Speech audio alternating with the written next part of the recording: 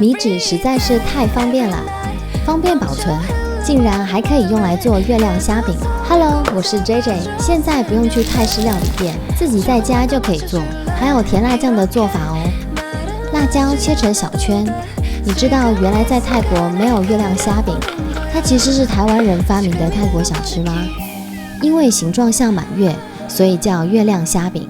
现在来煮甜辣酱，找一个小一点的锅子，加入糖、白醋，开小火煮到糖融化，再加入辣椒、鱼露，不要煮很久，搅拌均匀就可以关火了，不然醋会被挥发掉。倒出放凉，蘸料要先做，等月亮虾饼做好，刚好蘸料也冷却了。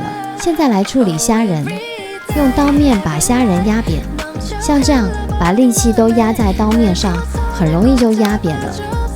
这种市售的冷冻虾仁很好用，连虾肠也去掉了。虾仁是用来剁虾泥的，所以大小都没差，可以选小一点的，压起来也会比较轻松。全部压完后再剁碎一下，但不要剁得太碎了，还是要有颗粒感，这样吃得到虾仁的 Q 弹，口感会比较好哦。现在来调味道，先加入盐、糖、白胡椒粉、米酒，再加入蛋清，搅拌均匀，搅拌到虾泥稠稠的就可以了。最后加入太白粉，增加粘稠度。好了，现在来做月亮虾饼啦！把米纸粗糙的一面向上，铺上虾泥，抹平，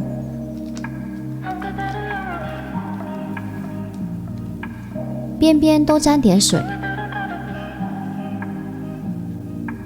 铺上另一片米纸，把两张的边边粘在一起，这样馅料就不会跑出来了。开中火，锅热后加入油，我的油加的比较少，其实可以多放一点，这样煎出来的会更脆哦。煎一下后看看底是不是煎到金黄了，如果好了的话，就在上面喷点油，翻面再煎。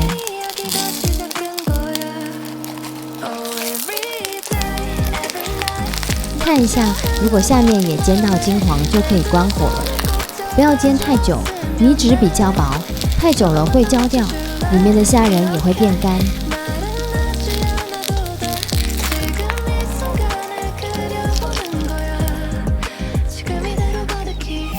你听看看，这声音脆脆的，切成一片一片的会比较方便吃哦。里面满满的虾子，脆脆的米纸皮，果然是人气料理。鲜甜的虾肉配上酸酸甜甜的蘸酱，你也来一份吧。